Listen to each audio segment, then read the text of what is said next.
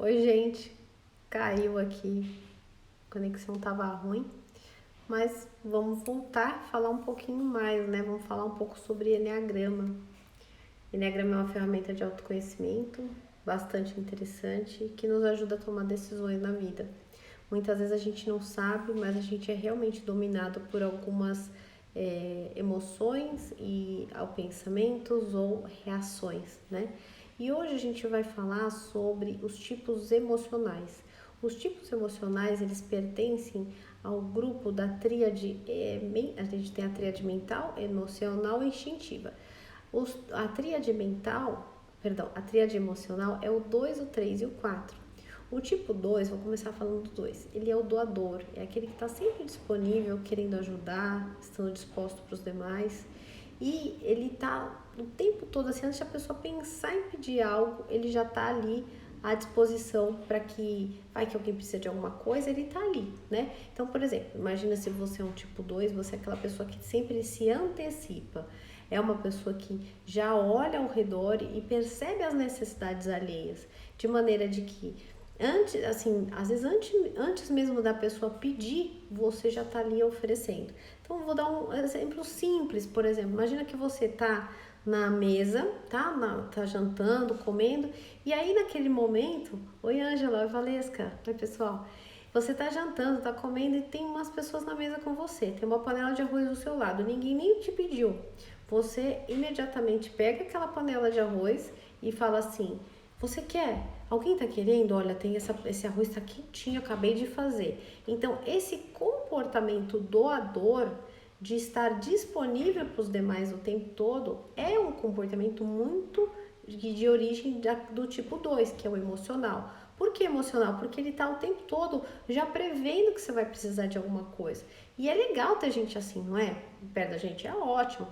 O problema é que as pessoas ficam muito acostumadas e com situações de receber. É muito gostoso receber, não é verdade? É uma delícia. Eu fico aqui, só recebo e eu não preciso pedir nada. Então, o 2 meio que vicia todo mundo também ao redor a saber que ele vai estar sempre ali para apoiar. E o que acontece? A pessoa que tem essa característica, ela sofre, porque as pessoas esquecem de perguntar para ela se ela precisa de alguma coisa, né? Ela sabe que todo mundo sabe que ela tá sempre ali e vira como se fosse uma escravidão esse comportamento. A gente faz de tudo para tentar suprir as necessidades dos demais, para tentar estar disponível. E isso, a Valesca está falando aqui, sofre muito, sofre mesmo. Porque é assim, ó, a disposição da pessoa estar para o outro. E ela dificilmente pede ajuda. Quando é para ela, nunca tem, mas ela tá sempre ali, ponta firme para os demais, né? Então, assim, o relacionamento com o tipo 2 é bem cômodo para quem vive e difícil também para quem não, né? E o que acontece? Quando tem uma coisa, uma situação que não funciona, que não dá certo, o 2 ele tende a ficar quieto, ele não vai falar assim: você não viu o que eu fiz aquele dia para você? Você não lembra daquele dia? Não fala. Daí ele espera que a pessoa se recorde disso. E as relações ficam complicadas, né? Boa tarde, pessoal. Boa tarde, Gia. Boa tarde, Paulista Carioca.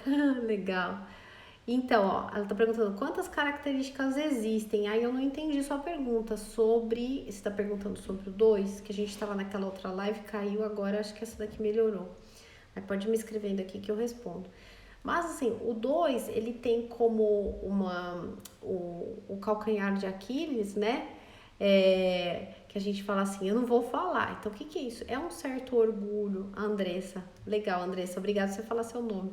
E o 2 ele tem certo orgulho de querer assim, puxa, a pessoa tem que saber o que eu quero, por que eu tenho que ficar falando? E isso é um olhar, assim, a gente precisa olhar para isso, porque é um pouco de orgulho, né? As pessoas não vão saber, até porque as pessoas estão na vida delas, não estão prestando atenção na gente, né? Elas estão nas necessidades delas. A gente tem a nossa necessidade, por isso que é importante falarmos coisas quando a gente não tá legal. Olha, não gostei do que você fez, olha, eu gostaria que fosse diferente.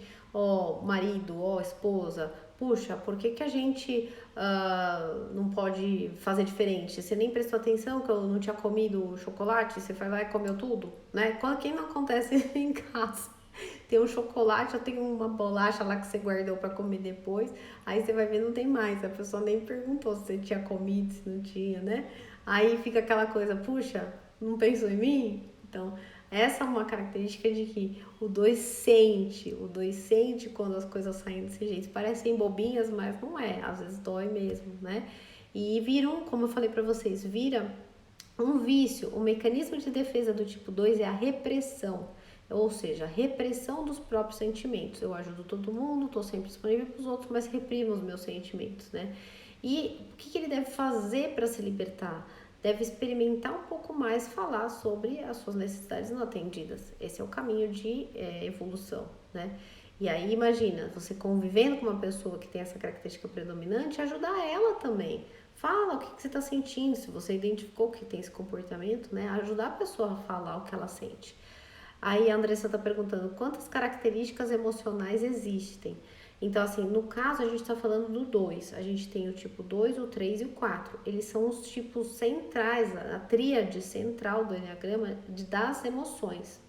Então, neste lugar, a gente fala um pouquinho de cada um. Cada um deles tem uma série de características que definem o comportamento. O comportamento do 2 é o adulador, é o doador, que está sempre disponível às necessidades dos outros, né? O 3, ele é o realizador, é aquele que é o workaholic, que está sempre procurando uma oportunidade de se superar. Então, se o 3, por exemplo, vai na academia, não tem ninguém, ele fala assim, nossa, ontem eu fiz um exercício, eu corri lá, sei lá, 6.0, amanhã eu vou correr 7, porque eu já corri 6. Se eu vou nadar, eu já fiz 1.500, então daqui a semana que vem tem que fazer 2.000. Então, ele tem sempre essa necessidade de avanço, de seguir e ir para o próximo estágio. Por quê? Quando ele era criança, o que aconteceu? Ele aprendeu que quando ele fazia as coisas para as pessoas, para os pais, ele era amado e querido. Então ele é movido a desafios. E isso vira também um grande problema, porque com o tempo a pessoa cansa, né? Mas o 3 ele se identifica com esses papéis de sucesso. Então, se você é uma mãe, tipo 3, você vai querer ser a melhor mãe do mundo. Então, você tá cuidando ali, no momento, você tá em casa cuidando dos seus filhos, você fala assim, nossa, acho que eu não fiz o melhor ainda. Aquela mãe, a minha vizinha que eu já vi, ela tá levando os filhos pra não sei aonde. Gente, eu preciso melhorar. Não sou essa mãezona toda, não. Então, se compara, mas para competir. A competição é o lema do 3. Aí, essa mesma pessoa vai para academia, vai se identificar com o papel do atleta. Vai para o trabalho, vai se dedicar com o papel do melhor de cada área que ela frequenta. Porque isso é a necessidade de ser melhor. O 3 gosta de palco, gosta de execução e diz sempre assim, se eu não fizer as coisas, ninguém faz. Se eu não colocar a mão na massa, nada vai acontecer. É o workaholic mesmo.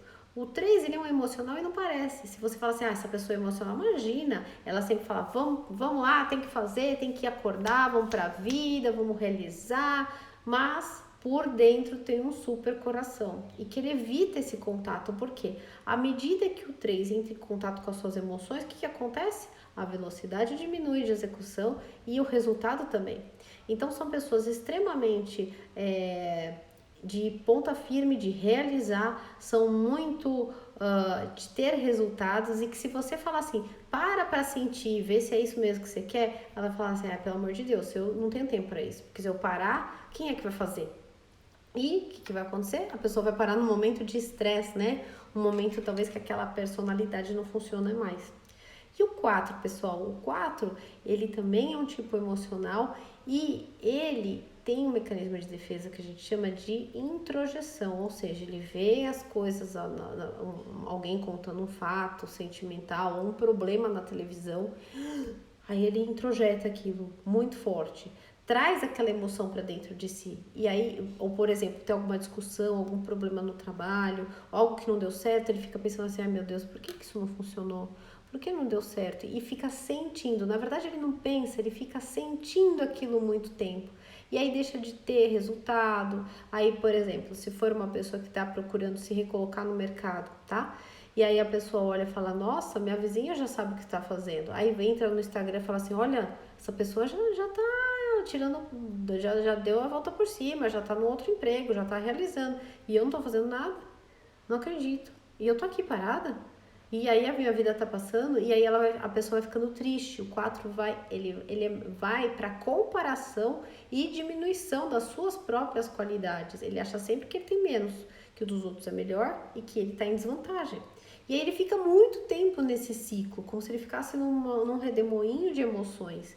E isso vai gerar o quê? Dificuldade de a pessoa conseguir pôr em prática, de colocar em ação aquilo que ela deseja. Ela fica sempre querendo, desejando, sentindo, puxa, eu queria tanto, nossa, eu acho tão legal, mas eu não consigo fazer. E qual que é o caminho de saída disso? É realmente a pessoa parar de se comparar. Porque à medida que você se compara com os outros, você se põe para baixo, o que acontece? Você cai em resultado. Você fica mal, você fica para baixo, você fica deprê. E entender por que existe essa comparação. Porque você está necessitando se sentir valorizado, em detrimento de numa infância ter um sentimento de abandono. O 4, quando era criança, sentiu que não é que pai e mãe abandonou, veja bem, é a sensação, é como a criança introjetou aquele momento. O 4 introjetou que na infância ele foi abandonado, que pai e mãe foi fazer o que precisava e ele não se sentiu conectado. Essa sensação profunda de desconexão gera no comportamento, quando cresce, tipo, eu não tenho valor, tá faltando alguma coisa em mim, o que tem em mim que ninguém quer ficar comigo, por que eu nunca consigo, por que eu nunca arranjo um namorado, uma mulher, por que o meu nunca dá certo. É uma consequência comportamental de uma vivência, uma experiência na infância. E aí você deve estar perguntando, mas como que a gente sabe isso? A gente precisa trabalhar com o autoconhecimento através, por exemplo, fazer um curso de Enneagrama, que eu vou dar curso de Enneagrama agora, sábado e domingo. Então, se você tiver interesse e quiser participar, para você se autoconhecer, eu vou falar de todos os tipos, é um treinamento para você mergulhar em si própria, saber o seu calcanhar de Aquiles, aonde você precisa melhorar, como o teu comportamento opera na sua vida e de que forma você pode transcender, como você pode mudar esse sistema para ser favorável para você. E mais, como você pode entender as pessoas ao seu redor. Porque imagina, se você você tem uma característica assim mais objetiva, de ir direto ao ponto, você nem deve estar gostando muito aqui do que eu tô falando. Alice, você está demorando muito, vai logo, fala logo, quero saber, conta logo, chega no final dessa história, né? E aí você lida com pessoas no mundo que são diferentes de você. Quando você consegue identificar o tipo ou o mecanismo principal de uma personalidade, você vai adequar o seu discurso.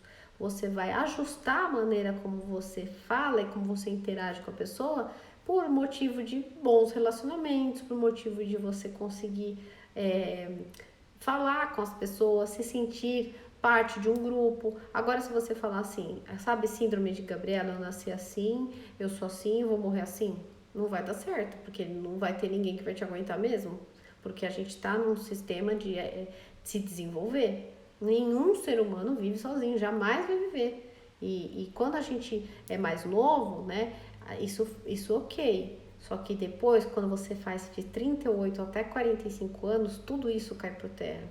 Ou vai ser relacionamento, ou vai ser você olhar no espelho e falar, nossa, meu cabelo tá branco. Ou você vai falar, nossa, eu tô gorda. Nossa, eu acho que a minha vizinha tá melhor que eu, a minha amiga tá muito melhor que eu, então eu tenho que fazer alguma coisa. Puxa, eu olho o Instagram, todo dia aquela pessoa tá arrumada e eu tô aqui horrorosa.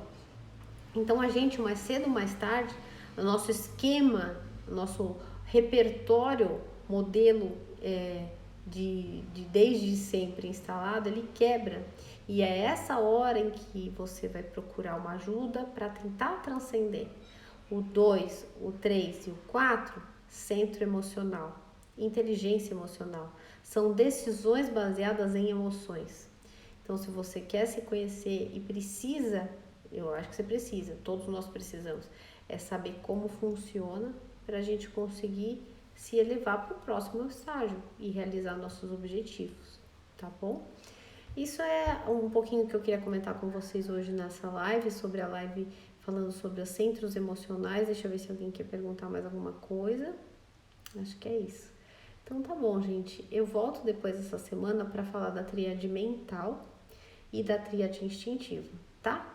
Por quê? O objetivo é que você participe dessas lives e que você saiba como lidar, tá? Lembre que o emocional precisa de tempo. Você não pode chegar na casa dele de pronto e sair falando alguma coisa. Ele precisa de um tempo para conseguir se calibrar para aquilo que vai vir, tá? Se você tem um filho ou uma filha, por exemplo, que ele tem um centro emocional mais alto, então assim, você vai chegar e falar assim, vamos mudar, a gente vai para tal lugar, a criança começa a chorar. Aquilo é muito difícil de o Waze interno, vamos falar assim, reprogramar e a criança fazer, porque são pessoas mais emocionais, os emocionais necessitam de um tempo para se adequar. Então, fala antes, né? Se for seu filho ou sua filha, olha, daqui meia hora a gente vai sair, tá? A criança já sabe. Se for um adulto, um colega teu, avisa antes, olha, eu tô pensando no final do ano a gente, sei lá, fazer uma coisa, o que você acha? A pessoa vai se sentir amada, a pessoa vai se sentir querida, a pessoa vai falar, puxa, lembrou de mim.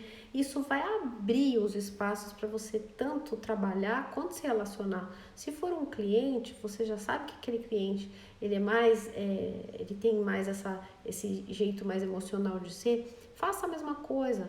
Mostra por uns gestos simples do tipo, olha, eu vi isso aqui e lembrei de você. Assim, pode ser uma frase na internet. A pessoa, quando ela sente que ela é querida, né, ela vai te responder de uma maneira diferente. Então, os tipos emocionais são principalmente movidos pela emoção. Tá bom, gente? Muito obrigada pela audiência, por vocês estarem aqui. E eu volto para falar hoje é segunda, amanhã, terça, quarta-feira. Quarta-feira eu volto, vou fazer uma live de novo, a gente vai falar sobre os centros mentais. Os mentais, como eles agem, como se comportam, que é o 5, 6 e o 7, tá? É a outra tríade. Então, até quarta-feira, no mesmo horário, tá? Meio-dia, mais ou menos por volta desse horário, que é o horário que eu consigo aqui entrar para estar com vocês, tá bom? Muito obrigada, boa tarde e a gente vai se vendo pelo Instagram. Até já!